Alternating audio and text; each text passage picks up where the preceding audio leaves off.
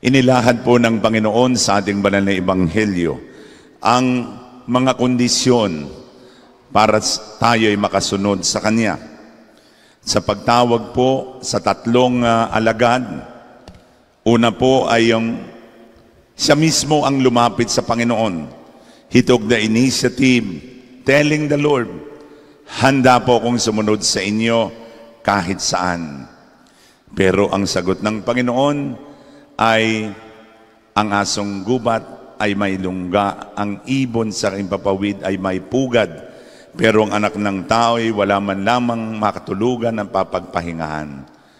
Here Jesus delineates the hardships and the trials, difficulties, and the challenges of being disciples of the Lord. Being an itinerant preacher, wala siyang tahanan, wala siyang mapapagpahingahan. At ito ay sinabi niya sa mga gustong sumunod sa Kanya na siya ay dapat ay maging handa na ibigay ang kanyang sarili sa Panginoon ng buong buo at kahit walang mapatutuluyan ay magpatuloy siya sa pagsunod.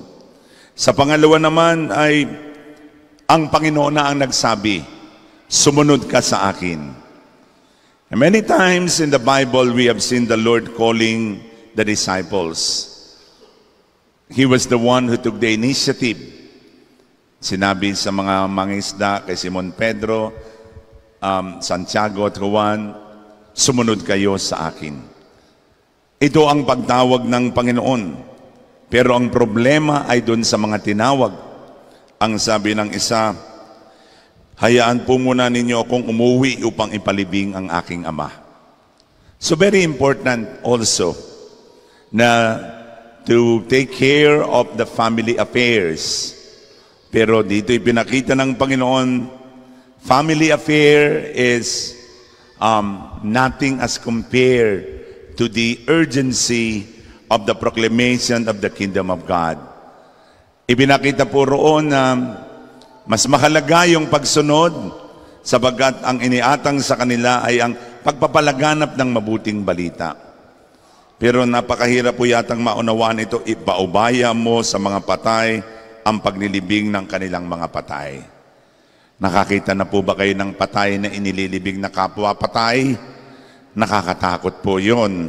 Kahit po siguro pare ay tatakbo dahil nakita ang naglilibing ay patay.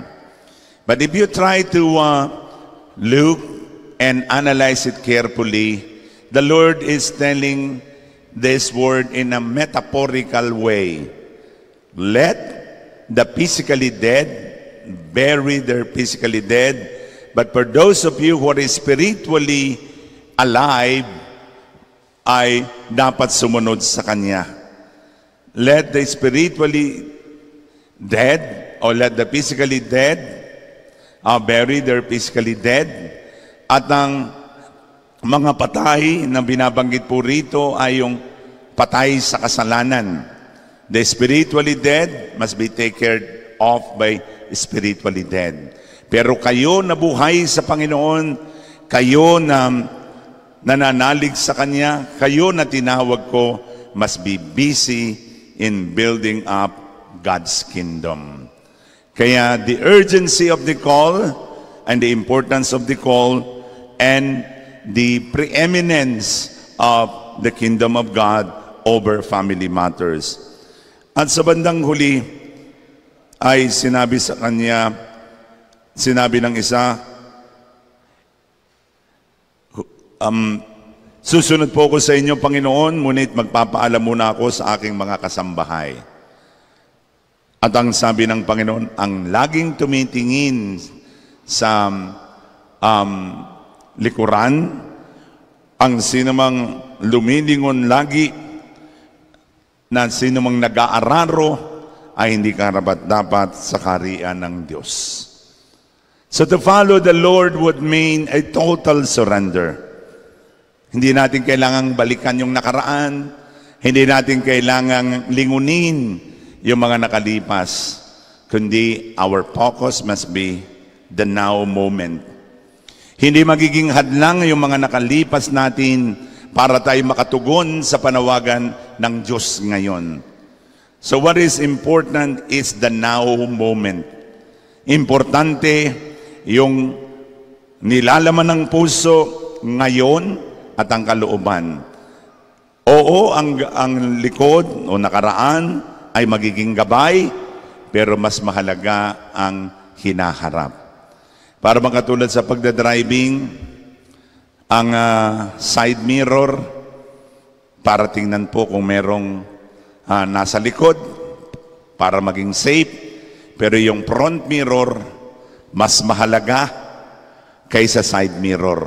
Dahil kung hindi ka nakatingin sa front mirror, mababangga ka. Pero kailangan mo rin tingnan ng kaunti yung nasa likod.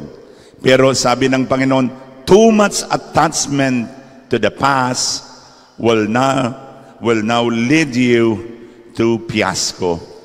Kaya kailangan na tayo ay patuloy na sumunod sa Panginoon at total surrender to the kingdom of God.